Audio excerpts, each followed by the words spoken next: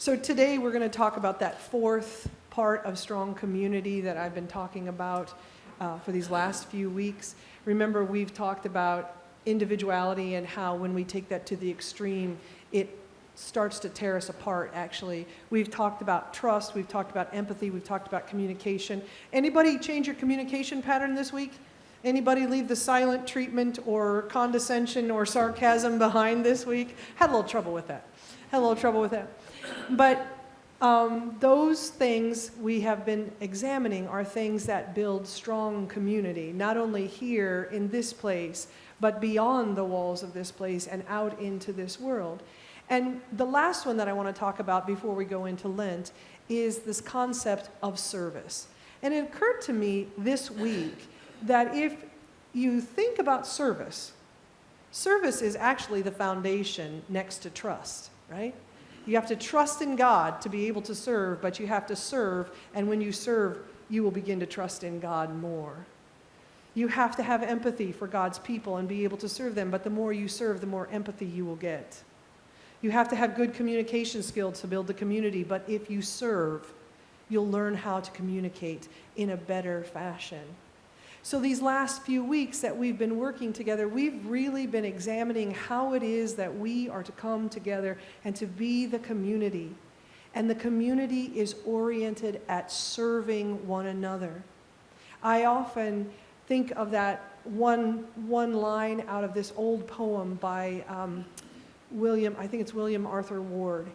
And he wrote this poem that talks about don't just participate, do this, don't this. The line that always stuck with me is, do not just give, serve. And that to me takes us to that place where we go beyond that we're just going to give this. We're actually going to make ourselves vulnerable in what it is that we're doing. I heard a story right after worship service last week about giving to the point, serving to the point of opening up and being vulnerable. And I asked that person, would you please share what you're saying to me today about how you're going to be serving in the next coming months with worship tomorrow or next week? And she said, of course, yeah, I'll do that. And I asked her again this morning, are you okay with that? And she is. So Bev Cherney is going to just tell you a little story about a service story she told me last week after worship. She's going to talk about how she and Jack are getting out of their comfort zone. I told Pastor Jana that church is hard. She makes me go into this little closet back here in my brain that I would be much happier if I could just keep the door closed. And then I was thinking that she's talking about getting out and helping the world, fixing the world, making the world a better place by going out of your comfort zone. And then I thought, well, it's hard enough to serve. And for me, if she's saying, well, go out of your comfort zone, that's license for me to sit on my couch and put my feet up. And so then I thought, well, what if we actually did more of what we're good at? And so then I'm thinking, okay, what does that look like for us? And Jack and I are really good at hosting foreign exchange students, except we thought we were done. Been there, done that. We hadn't hosted in a few years. And then just a little bit of reading the newspaper, watching some television, we decided the world really could use a little more understanding and empathy. And so we called the organization, filled out our forms, and barring any visa issues, we're going to be getting a girl from Tunisia for the school year starting in August. And just like she was telling the children, Jack looked at me at one point and he said, "Are you sure you want to do this?" Anybody who has parented a teenager knows that not every day is a picnic, but we can't fix the world, but I honestly believe that we can change it, one exchange student at a time. And so that's what we're going to do, and we hope that you will all meet her, learn something about Tunisia. We're already learning a lot, and welcome her into this community. Absolutely. Absolutely. Thank you, Bev. Thank you. That's fantastic. Thank you.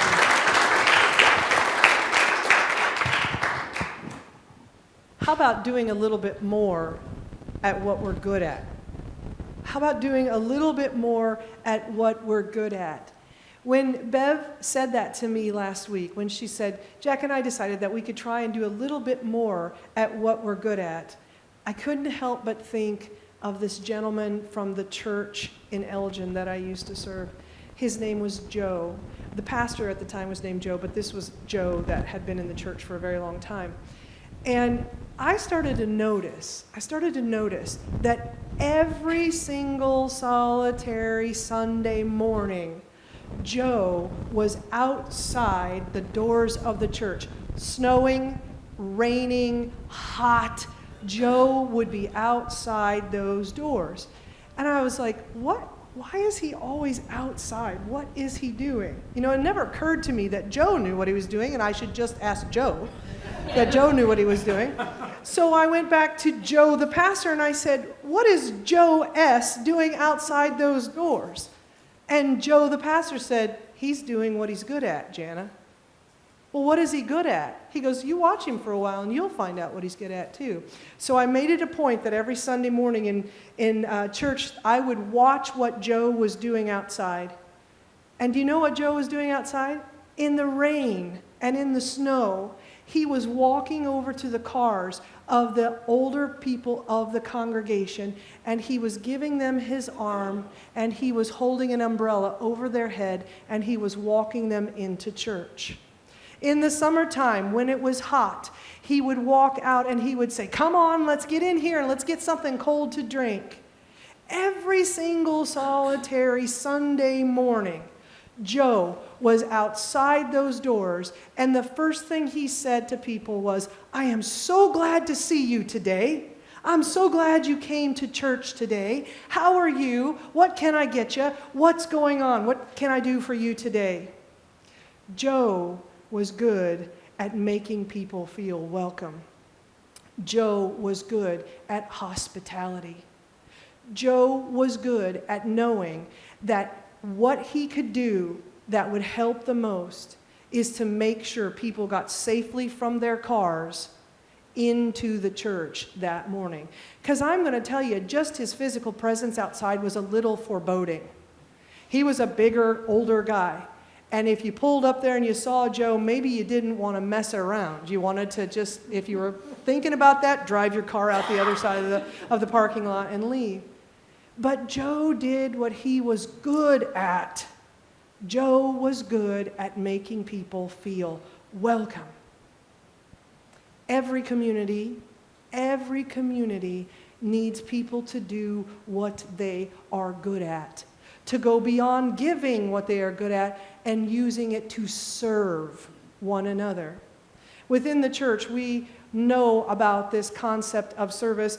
And can we just be honest with one another? How many of us, when there's a call that goes out, duck our heads? How many of you, when you see me coming towards you, turn and go the other direction? I said to Bill Ressler and my husband the other day, we're going to do this. Do you two think that you could maybe just go a few times and help get it off of the ground? And Bill's like, here, I'll twist it back there for you. Because Bill does enough. Can I just say that? Bill does enough. Amen. Bill does enough. But each community, whether it be in these walls, outside of these walls, in this world, each community needs people to do the stuff that they are good at so that the community can be solid. You know, you might not think that it's such a grand thing to serve coffee. You might not think that that does anything, but let me tell you, go one Sunday morning without coffee in church, and you'll know how important the coffee servers are. Done that, don't ever want to do it again. It's been used as a threat in every church that I've ever been in. Well, if they don't want to sign up for coffee fellowship, let's just not have it on that Sunday. Guess who would always make sure there was somebody that was there for coffee fellowship? Because it's a rough Sunday morning when there are no coffee hosts. You cannot begin to understand how important coffee hosts are. But in the church, we do exactly what we do in the larger community sometimes. And we get wrapped around this stuff that take us away from serving. Oh, I'm not going to do that. Why would I do that? Or we are in it to get accolades for ourselves. We are in the service to make sure somebody notices us and sees that we're doing everything we can for the church. Or we wrap ourselves around that part of the scripture where it says, some will be prophets, some will be teachers, some will be this, some will be that. And we look in that and we say, well, we don't see coffee servers, so we must not have to do it, right? That's not what that's not what the Apostle Paul meant when he was talking about that. The Apostle Paul was talking about, do what you're good at and give it freely in service of the community. Do it, and it will always help the community. Can I pick on you, Judy? Judy is a fantastic person that constructs stuff.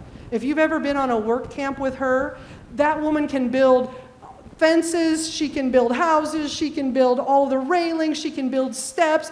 I never knew that about her, but that's what she's good at. That's what she's good at. True, right? That's what she's good at. That's what she's good at.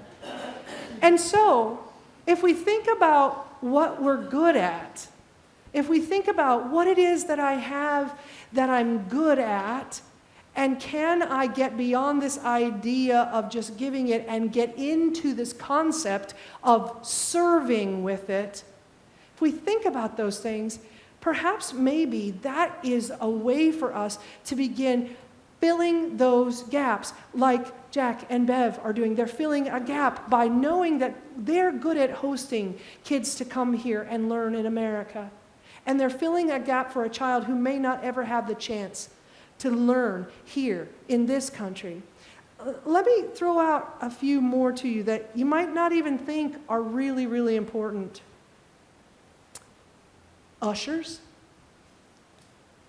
Do you think ushers are important? How many of you, though, when Don and Bernie tap you on the shoulder, go, oh, not today. I can't do this today. And do you know why Don and Bernie have to tap people on the shoulder on Sunday mornings? I'm just being real honest with you. I'm not trying to make you feel guilty. But I'm just going to tell you, you know why Don and Bernie have to tap people on the shoulders on Sundays? Because no one will sign up. Do you like to see people? Do you like to meet people? This woman was in the hospital ready for surgery, and I said, get better because we need our number one greeter. This person who when she sees everybody is just like Joe. Hi, how you doing? I'm glad to see you. Ushers are so important because they're the first people that visitors, new members, new friends, old members, old friends see when they come through the door. Ushers are those people who make you feel like you belong and like you are welcome here. Can I get like 12 ushers today? Can we sign you all up to just say hi to people? That's something that most of us are good at, right? What about this one? Gardeners. Anybody ever wonder who's out there taking care of that garden beyond Rose Chen? Right? Let me tell you when that garden is really important. When you got a bride's mother standing here saying, are all these weeds going to be gone before the bride? You think that's funny? That's not funny. Ask Lynn. Is that funny, Lynn? That's not so funny. Can you pull a weed? Maybe you're not so good at it, but maybe you could become good at it. You got to have good gloves. You got to have a strong back. You got to have not so much patience, because I learned when I was out there patiently trying to cut down some trees that when I got angry at the tree, it went down a lot faster. So maybe you don't want to have so much patience when it comes to gardening, just enough discernment to know what is a weed and what is not a weed. What about this? Anybody like books? Anybody like books? We have a fantastic library here at St. Paul, and nobody takes care of it. Nobody gets the books out for the kids to show the kids that we've got all these fantastic children's books. We have a fully stocked library back there of some fantastic theological books that you could read and know more about who you are and who God is. We have these books that you, if you're good at talking about books, could show them to other people in the community and say, hey, take this home. I think you might need this book on prayer. Hey, take this home. I think you might like this book about how the Bible was created. It would certainly help us avoid the mistake that Chris brought to me this morning of the book, a meme she brought to me, and it's a book of the Bible, and it says signed copy on it. If you know anything about books, you would know that the Bible is not a signed copy anywhere, right? But if you know about books, could you help get our library up and running and functional? Could you do that if you love books, if you're good at books? Or how about leading a fiction book group? We've had some interest here from folks that are saying, hey, we'd like to read some fiction. We don't like all this heavy stuff you're making us read. Could we read some beach reads? What about leading a book study? I don't have to do all of that. Somebody here is good at asking questions. Somebody here is good at reading a book and sitting down with other people and saying, what did you think of it? That person is needed in our community. A gentleman, can I pick on you, Craig? Craig said, why don't we have a men's group here? I'm willing. So there you go, gentlemen, an opportunity to be in fellowship together.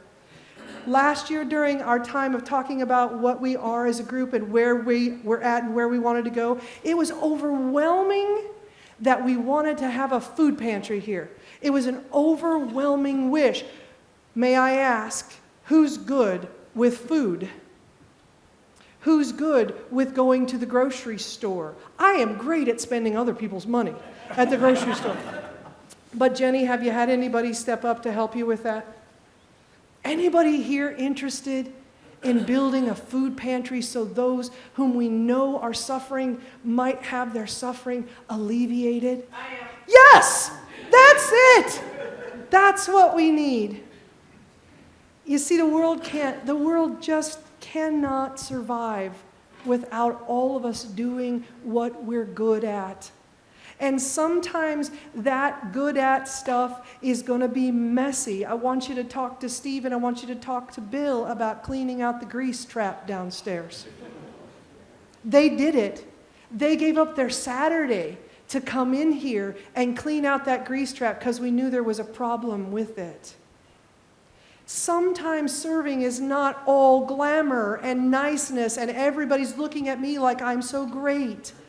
Sometimes service is about not ever being thanked. Sometimes it's about not ever being noticed. Sometimes it's about getting thorns in your hands because you're pulling out the thistles that are out there in the garden. Sometimes it's about never, ever having anybody know that you were the one who took care of a need that the community had. But without those needs being taken care of, the community cannot survive.